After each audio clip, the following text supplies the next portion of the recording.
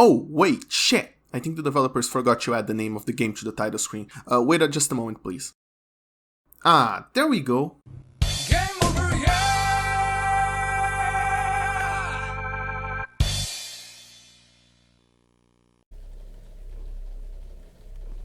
In case you didn't notice, in recent years there has been an explosion of shooters inspired by old school classics. These have also recently acquired the subgenre denomination of boomer shooters, which can be simultaneously a good thing for people who like the games of that time period, while also being a bad thing for people who think they are outdated. We don't care about the second kind of people here.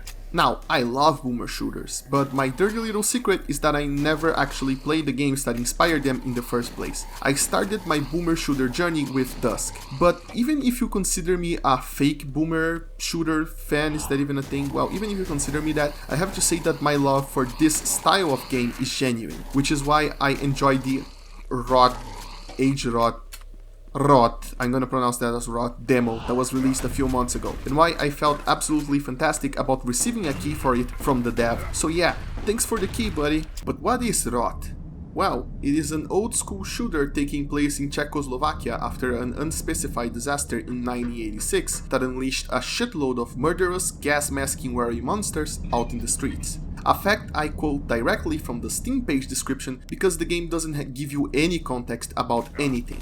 You begin the currently available episode, because this game is still in early access, in a dark room in some kind of underground facility, with only a pistol and a sight, and off you go killing everything that moves. That's your only in-game context for what is going on. The Steam page also says that those times were terrifying, and so is this game, and that's kind of sort of an apt description, maybe. The reason is because while the game never aims for outright laughs, there is definitely an undercurrent of dark humor running through the whole thing, what with you piloting a motorcycle to run over gas mask wearing horses while collecting medals to serve as armor because Soviet Union generals had so many medals on their chest, people used to joke they wore them because it made them bulletproof. And I knew that because there is a guide on Steam talking about references people might have missed, and that's really cool, and it really shows the care the developer went into creating this sort of green parody of the culture they're from. But at the same time, it is kind of a terrifying world. To get through the episode, you have to jump into underground catacombs where you can barely see anything but giant spiders and the skeletons of dead civilians, some carrying giant crosses.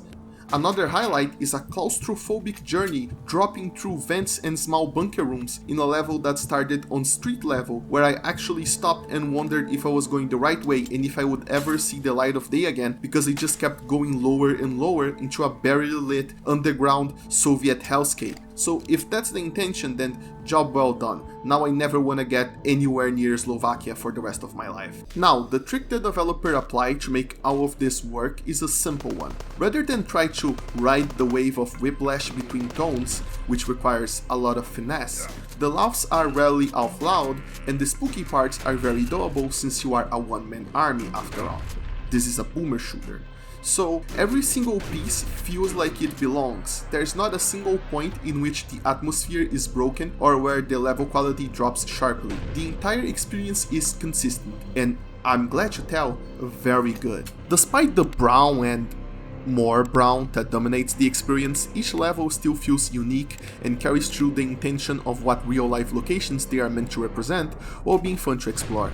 Having a good sense of verticality, and of course, doing one of my favorite things that levels do, which is looping into themselves. You know, when you pop right back where you were a few minutes ago, thus adding this really good sense of connection between the layers of the level.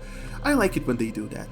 They also have a ridiculous level of interactivity. You can even play billiards and soccer, and the game even tracks the score. It really makes me wish there was a co-op playground level, because the details in this game alone would be very fun to find out with a buddy in tow. But you're not here to just hear about the themes and levels. You definitely want to hear about the shooting, since that's what you're gonna do for the entirety of the campaign.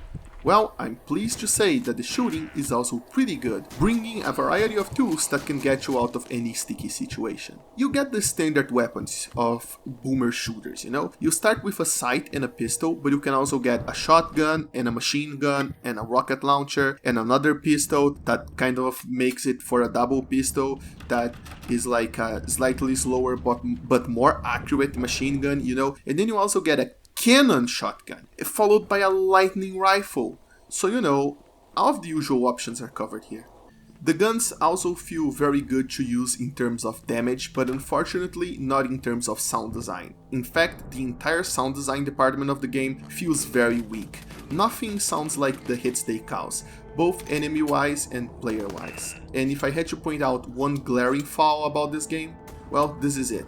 Maybe it will be updated in the future since the game is still in early access, but maybe not. Though actually, let me retract that statement, another flaw about this game is how little ammo and health items are in the levels. Which, you know, if you play a I didn't even notice this when I was playing a standard campaign, but if you try to begin on any level except for the very first one, you're going to start with just, you know, the normal weapons, the sight and the pistol, the standard ones, since this is a boomer shooter. But in other shooters, you can usually deal with enemies until you find better weapons in the same level, and that is true here. You can also find weapons to pick up on every level, but the ammunition is so low that if you start on any level except for the first one, you are probably going to run into severe starvation, and you are probably going to have to use the sight, which is not an ideal weapon, for a long time before you get a proper arsenal, which is going to eat into your health. And it just feels like playing some sort of starvation mode when you do that. And you know, thinking of starvation, maybe this was a conscious choice, since this is talking about how tough times were in Slovakia back then. Maybe this starvation of resources is part of the atmosphere of the game. But since I didn't really experience that beginning from the very first level and playing it normally, maybe this was just a bit of a design oversight?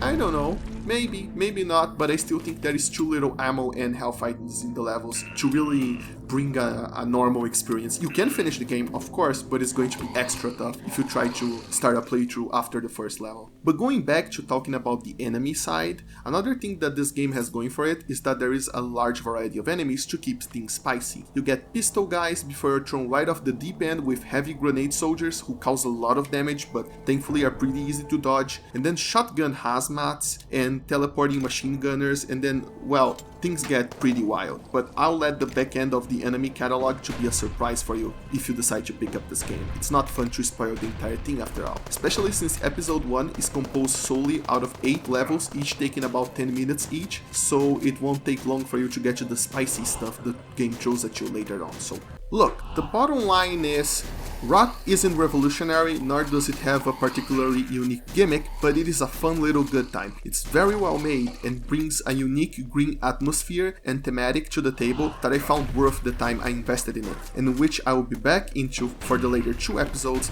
that are still going to be released. Now, I can't review them right now since they don't exist yet, but if the first episode is any indication, good things are coming. By which I mean bad things are coming. Worse, terrifying things. But you know, in a good way. You know what I mean. By the way, this game also has an endless horde mode to help with the wait for the later episodes that I spent quite some time in before I finally managed to beat 10 waves and get the achievement for that, because damn, I kept dying on wave 9. It is quite hard even in the lower difficulties. And also, the developers coded this game from scratch in fucking Pascal. Holy shit.